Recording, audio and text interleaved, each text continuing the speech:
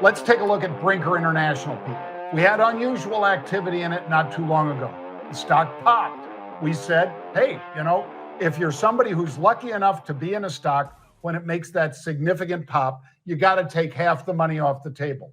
If you did and held on to the other half, yeah, you wish you took the whole thing off. Why? Because they missed on top line and bottom line here, Pete.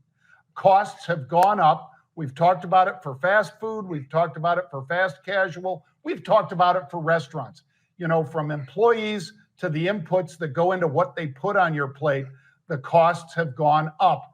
That makes it a lot tougher on all these companies to report spectacular earnings in this sector. And these guys missed pretty badly. The stock trading down. And if you had options instead of stock, well, you took enough off the table, hopefully on that pop, that you didn't get hurt. I got to tell you, John, I look at these earnings from Brinker, and yes, they missed. But I think the interesting thing for me always is to look back and say, okay, but what did they look like year over year? That number is actually pretty impressive. Year over year, $1.61 versus $1.39. That's a pretty nice move. I like what they did there. PE is trading at an 18. This is a stock that had been up 62% year to date.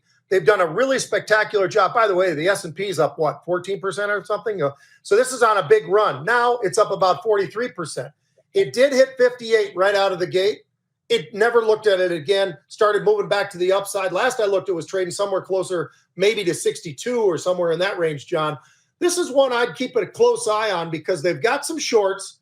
I'm not saying the earnings were great because they missed what everybody expected. But nonetheless, I think when you look at that year over year, that's important too. And that shows me that they continue to kick butt. They basically have beat 3 out of every 4 quarters on the earnings. So this is a company that they just seem to keep rolling. This quarter, that number did miss the anticipated numbers, but nonetheless, they're still doing very, very well.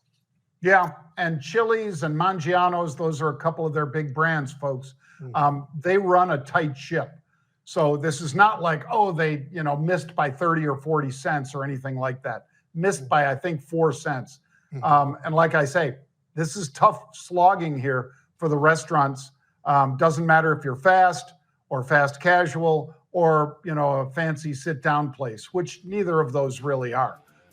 Maggiano's is great, and the food is great. Same thing with Chili's, but they're more or less in that fast casual kind of idea.